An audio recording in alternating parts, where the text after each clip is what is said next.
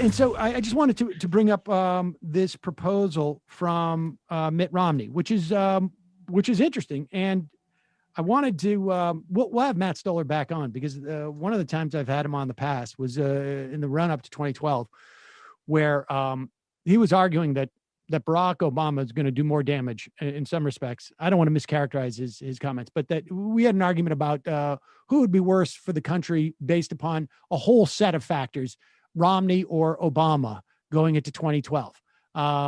And I don't want to mischaracterize the way that he presented it, and except for to say that, like, I feel like I've gotten more sympathetic with his point of view to some extent, although I had some sympathy at the time, but we didn't have a chance to talk about that. But I mentioned that only because Romney has come out with a proposal. Now, what's going to happen in the Senate is they have what is known as a vote-a-rama to a part of the process of using reconciliation, which, if you'll recall, has a limited number of, not number of things, but type of things that can be passed under reconciliation. They all must directly affect the U.S. budget. They also must have a certain pay for that is statutory. So there could be theoretically cuts to Medicare if you spend too much in this bill, but there's other ways of dealing that. The other thing it does is it lowers the threshold of how many votes you need to pass something to 51 as opposed to 60 in the Senate. But it also calls for the allowance of multiple amendments that must be voted on to be attached to the bill. And you're going to see the Republicans bring up dozens of these amendments so that they can challenge Democrats running for the Senate in the next 2 or 4 years. You didn't vote for this. You didn't vote for that, et cetera, et cetera. These amendments, these are ways of basically just creating toeholds. It's a politically performative exercise in order to later slam the Democrats. It is the epitome of politics at its worst and why Americans hate politicians. That's what we're about to see. I think so. I think to a certain extent, but it's also, look, it's good to clarify some of these positions for people. It's just an annoying feature. We should just get rid of the filibuster. And Democrats do it too. This is part of the politics. But I agree. I think it stinks. But Mitt Romney is going to offer a legit amendment during this process that is worth discussing. And that is a proposal, and let me pull it up here, to offer each child in the country, and I think it phases out at like $200,000. Each child in the country, a $3,000 if you are ages 6 to 17, $4,200 per year up to age 6.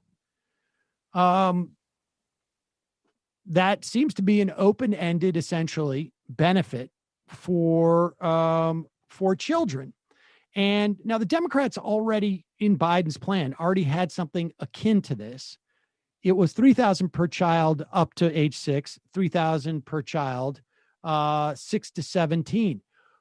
And Matt Brunig over at the People's Policy Project did a breakdown of this. It is a child allowance is what it's called. And from his breakdown, he perceives it as a more generous benefit for Americans than the Biden proposal. One of the downsides is it calls for some pay-fors, which would cut into things like TANF, which is the Temporary Assistance for Needy Families. It would cut into some other existing tax credits. According to Brunig, and again, we can get really deep into this, and Brunig does here, and we can put a link to his piece at majority.fm.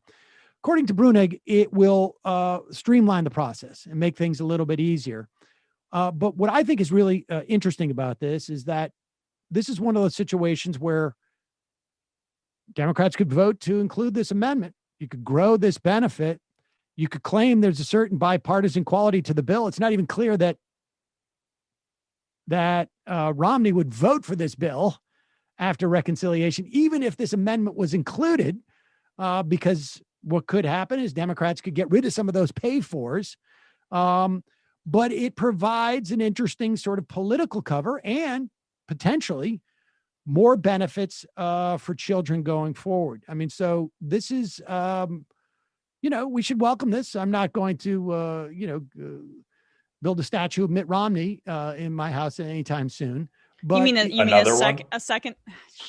Damn. Sorry. Brendan just really jumped in. Yes, Jeez, I'm not going to build the second one. The first one on is the draw. The first one is him just lifting the dog onto the roof of the car. The second one would have been far more complimentary of Mitt Romney. But I mean, this is a good thing to keep an eye on. And as we go forward, we're going to be watching. There's really the thing to be watching here is what happens with stuff like this.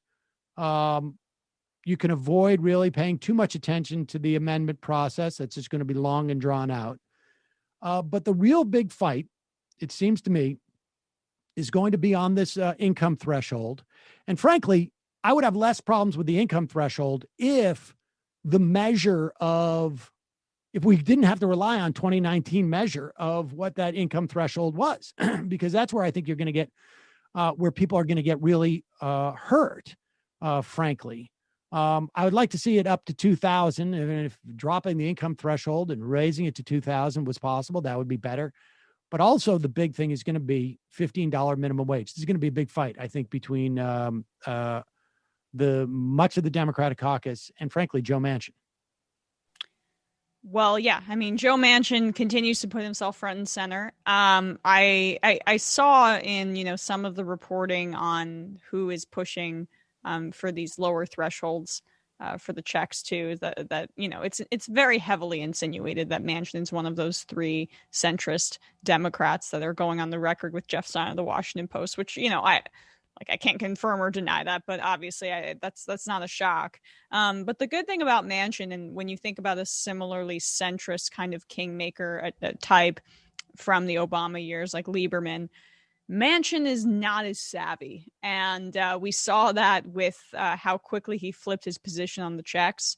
So there is a silver lining in that. I think Manchin is more open to manipulation and goodies than perhaps others in the past.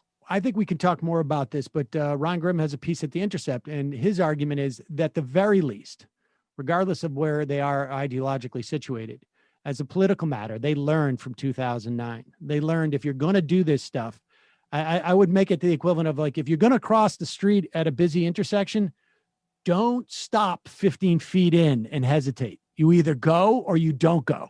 And if you're going to go, because you're going to pay the political price. The political price is going to be much steeper. And there's a real sense that Democrats understand this time what needs to be done, at least to a certain extent as a bare minimum, and more importantly, how quickly it needs to be done. Don't hesitate.